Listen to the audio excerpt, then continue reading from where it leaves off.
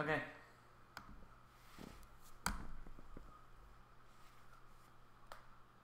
Alright, we are live. Hello, everybody. You know me, okay? No, you don't, but you know who I am, and don't sit on your phone. I can sit on what I want to sit on. It's my phone. Okay, everybody. Hello, everybody. You know me, okay? No, you don't. I mean, do y'all really always have to do that? Yes. Oh, Lux. I was saying something different, so I don't know what you're talking about. Well, now you aren't, but you used to. Yeah, well. Hello, everybody. You know me. Okay, no, you don't, but you know who I am. I'm Issa J. Next to me is... You're still the Small Wrestling Alliance World Champion of Picking Things, Mr. LL Liam Landry. And to our left... Or far left. I guess the kid of Loserville, because I still haven't won yet. DJ Code, alright. Yeah, so... He's the Kofi Kingston of Small Wrestling Alliance. Well... Is he, though? And the fact that he hasn't won anything. Okay. And I do get close. I have gotten closer, so.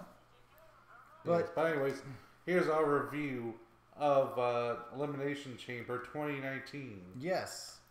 And what a show it was. We're going to start with the first match of the night, which was the Women's Tag Team Elimination Chamber. No. What is it then? Is it... The kickoff show. Yeah, the kickoff show we didn't watch. Yes, let's start off with that one. Okay, I'm sorry. How was it? Did you like watching that one? Well, at least say who... Sorry, at least say who won. It was Buddy Murphy. Okay, Buddy Murphy retained on the kickoff show. Okay, we can't give our review of it. I know, that's fine. Just...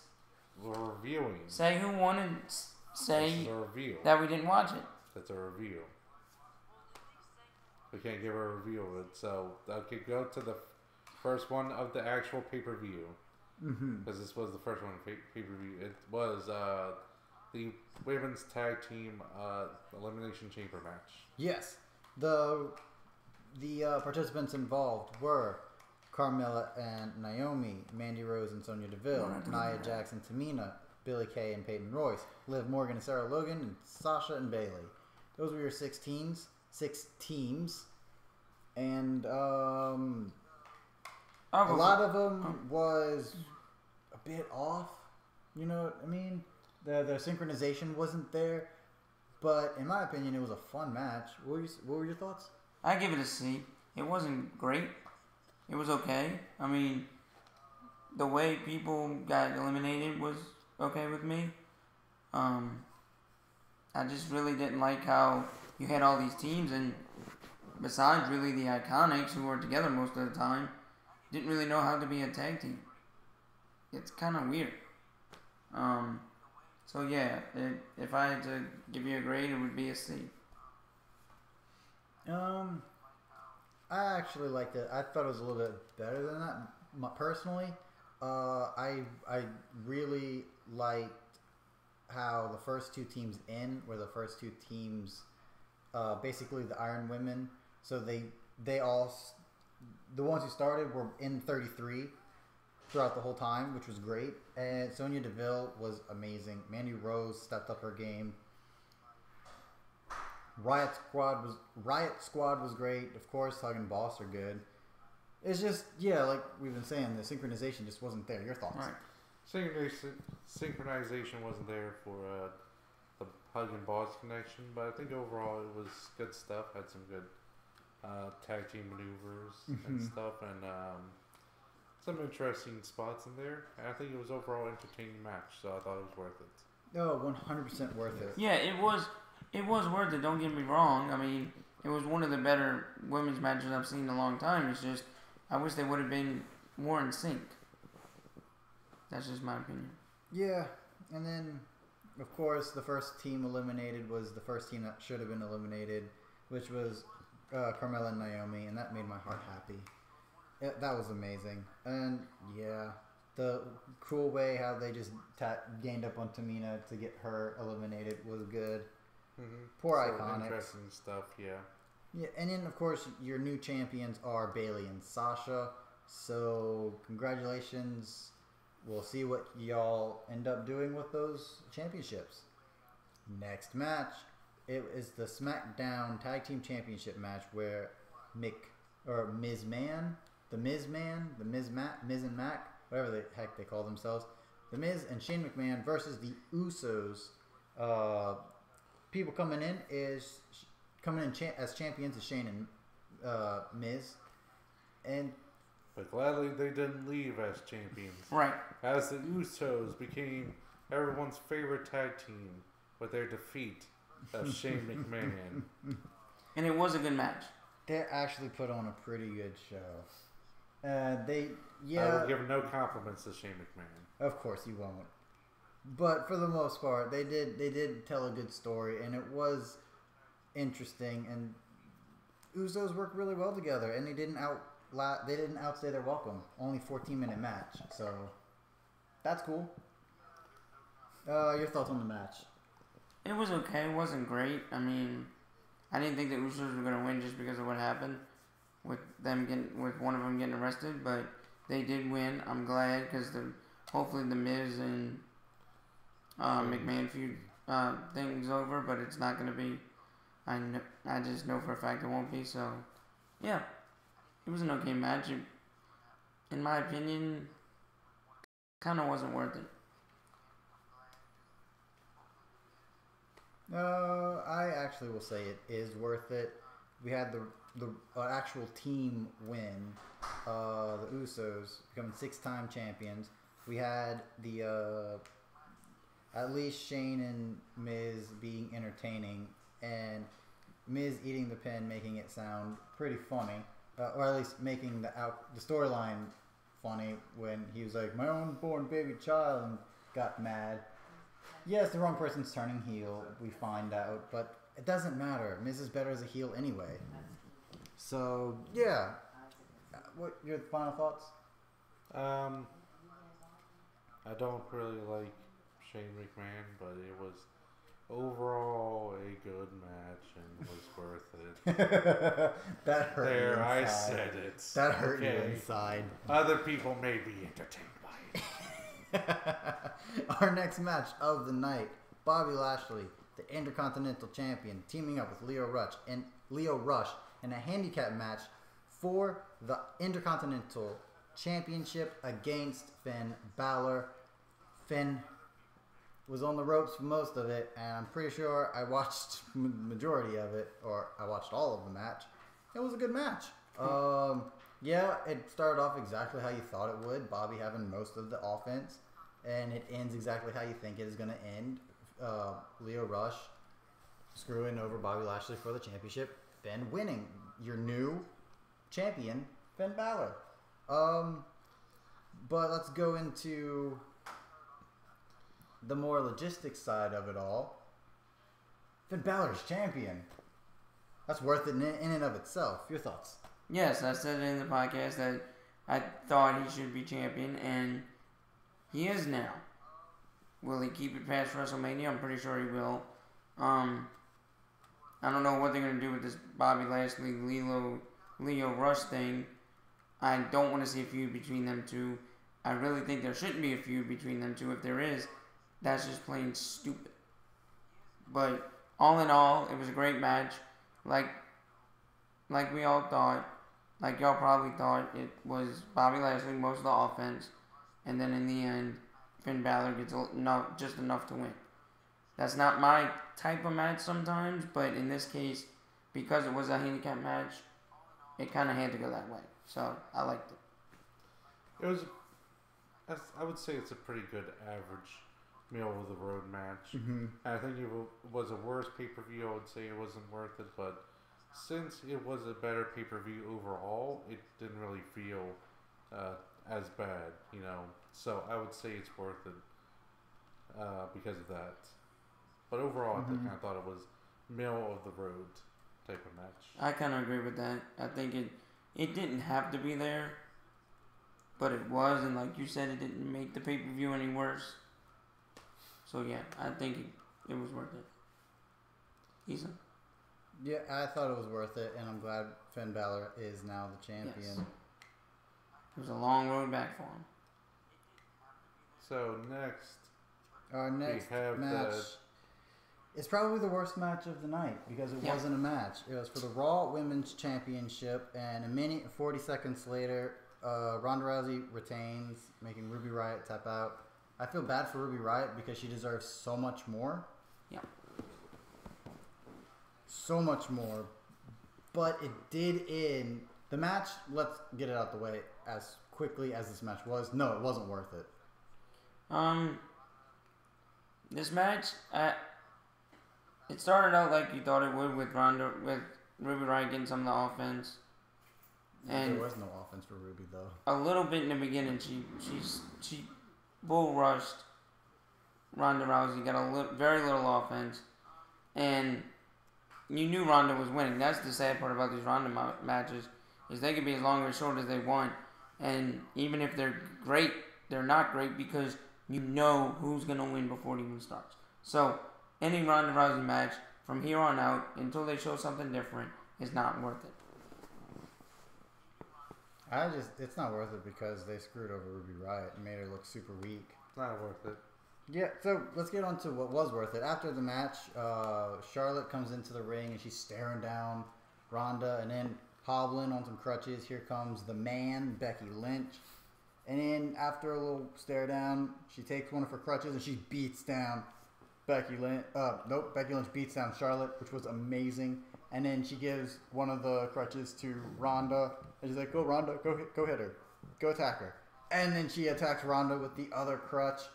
And Ronda and Charlotte just gets battered. It was amazing. It was beautiful. It made my heart happy.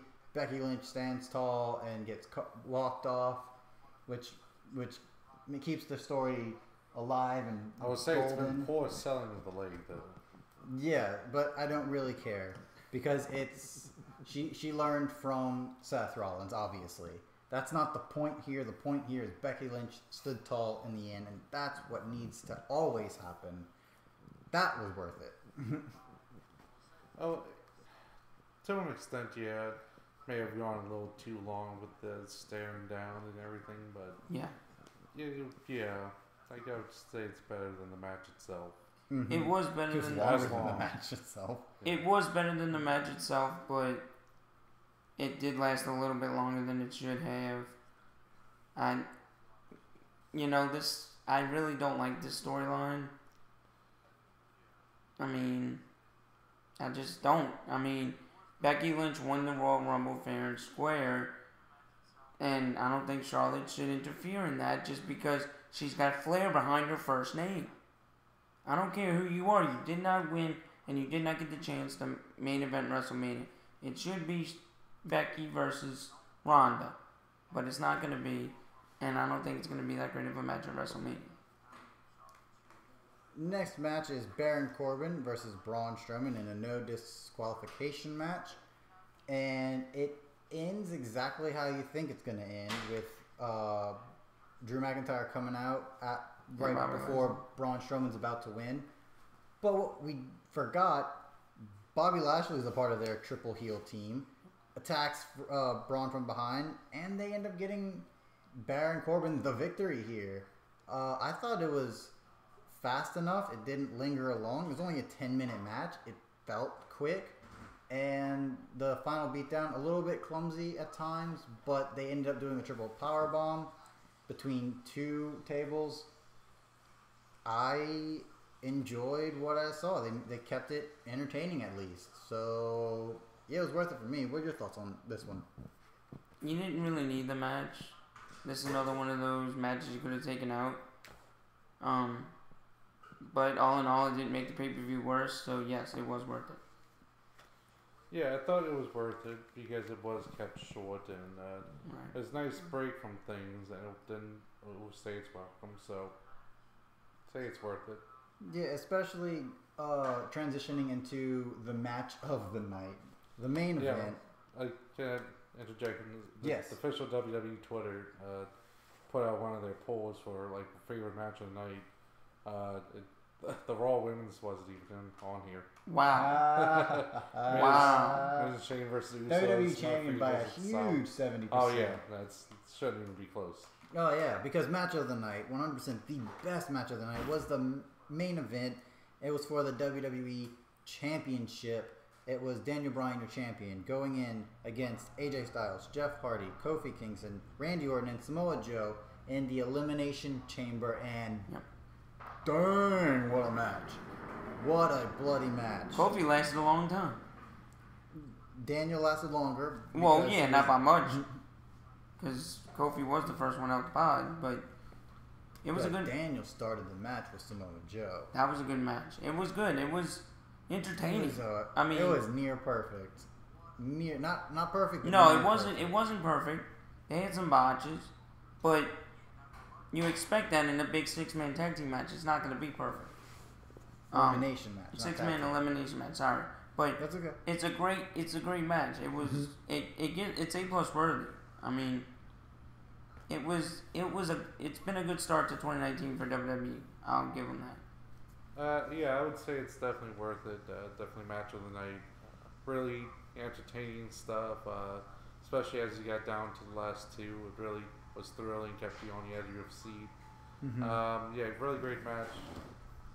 Match of the night could be a good contender for match of the year, early contender. Oh yeah, that was really good. Really good overall. We're definitely writing that down in our potential matches for Smarkies for 2019. Yeah. What else can I say about it? It was worth it. It was a lot of fun. It didn't seem long either. Kofi was phenomenal. Of course, Mr. Phenomenal, AJ Styles was phenomenal. Had a really cool elimination with Randy Orton. It was just a lot of fun. Go check this match out. Go out of your way to watch this match, because it was good. And actually, just go out of your way to watch this entire pay-per-view. Overall, this pay-per-view was the best in the last couple years. It wasn't too long. It flowed really well. And even the matches that didn't need to be there were the amount of time they just needed to be in order to get to the real good matches, which is great. This pay-per-view was worth it, 100%. Yeah, this pay-per-view was really worth it. I'll give it an A. It's not going to get an A+ from me, just because it almost gets an A-. Just because the women's match, the first match was so botchy.